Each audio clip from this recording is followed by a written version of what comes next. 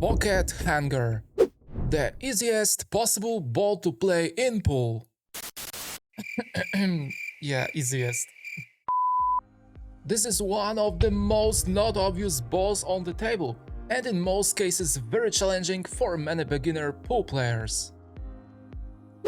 I think this is the best time to learn how to play this kind of ball, so in this case I will show you some different scenarios to help you understand every important aspect and make you start to eat this kind of ball for breakfast.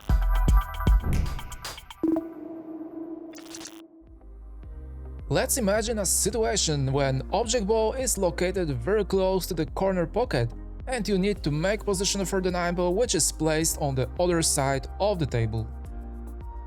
In the first scenario, cue ball is in the center area of the table and it looks impossible to fail it. So in this case, we need to apply top spin and use high speed. But wait a second. What just happened? Can you spot a mistake? The biggest problem in this situation was wrong spin, speed and contact with object ball. Okay, let me explain. If we look closer again at this shot, then you can see that I applied a lot of top spin and used high speed. Yeah, this is true. Additionally, I aimed this object ball very full, and that was a huge mistake. Yes, and this is true again. So, spin, speed and contact with object ball are very important factors when we consider how to play pocket hangers.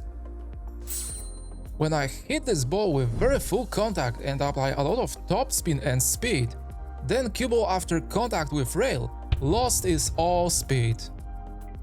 And this is caused by the fact that cue ball has a lot of forward rotation, and this rotation pull it back after contact with rail. Because object ball is located very close to the pocket, then cue ball after full contact with this ball does not have enough time to change spin for speed. So in this case we can observe dominance of spin, which took away a lot of speed from the cue ball. But the situation will be different if we put the object ball a bit further from the pocket. Using same speed and spin, we experience completely different result because cue ball very easily going towards top half of the table after contact with bottom short rail.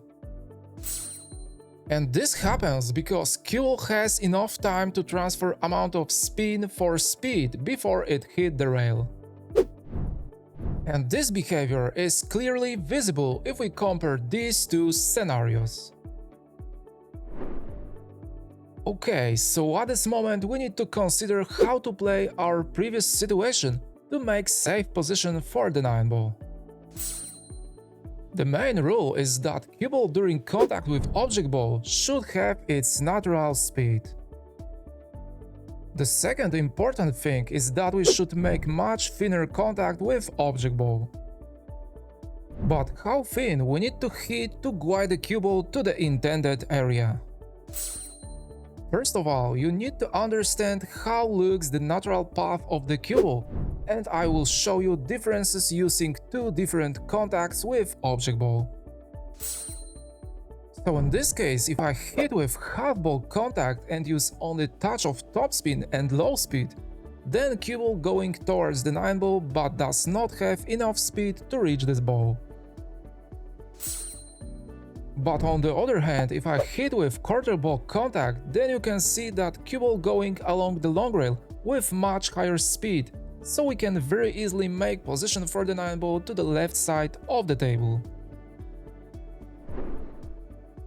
Okay, but let's see what will happen if we change position of the cue ball. If we put the cue ball on the head spot and hit with half ball contact, then we can see that it going towards top right corner, but again has not enough speed. But if we hit with quarter ball contact, then cue ball going towards head spot. So in this case we can use this contact to make position for the 9 ball to the right side of the table. And if we change position of the cue ball again and put it on the foot spot, then after hit with half ball you can see that it contacts two rails and going towards the 9 ball. But if I hit with quarter ball contact, then cue ball once again touches two rails and going towards head spot, so this is nice option to choose. So as you can see, using half ball contact, cue ball lost some speed, so we should use quarter ball contact to increase cue ball control accuracy. But to end our considerations, we need to see another scenario where cue ball is placed very close to the rails. If cue ball is located close to the long rail and we hit with half ball contact, then you can see that it going towards right middle pocket, and similarly if the cue ball will be close to the bottom short rail, then we can see that half ball hit caused the cue ball to go towards same middle pocket. But if we hit with quarter ball, then cue ball makes a contact with long rail right before or behind middle pocket. Okay, so using this knowledge, we need to consider where is the best place for the cue ball if we need to play pocket hanger. To help you determine this position, I will add another object ball.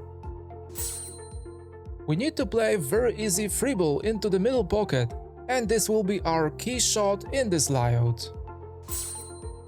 The crucial thing we need to do is to leave the cue ball as close as possible to the pocket hanger and closer to the rail. Because I am right-handed... really? I can't be left-handed. We need to consider our physical limitations, so for me much better will be when cue ball is located close to the bottom short rail, because if I leave it close to the long rail, then it may be difficult for me to make comfortable bridge. And this is very good position for the cue ball, because from there we can very easily control its path by applying comfortable spin and speed. I remember that if I hit with half ball contact, then cue ball going towards middle pocket, so to avoid scratch, we need to add some right spin to follow safe path and land in perfect place for the 9 ball. The less spin and speed we use, the better we are able to control the cue ball. So at this point we need to spot very important conclusion that if we need to make position for pocket hanger, then we should leave the cue ball close to the rail and closer to the object ball to maximize cue ball control accuracy by applying low speed and spin. When cue ball is located close to the bottom short rail, then we have very good possibilities to make safe position for the 9 ball, so we should always take it to account during our considerations.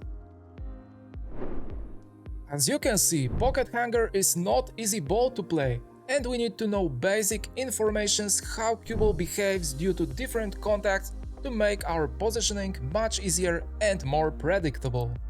So in this case, if you found this lesson helpful and you like my content, then please consider leaving a thumbs up for me and hit the subscribe button to never miss my new videos. Thank you very much for watching, and I hope to see you in the next lesson. Take care.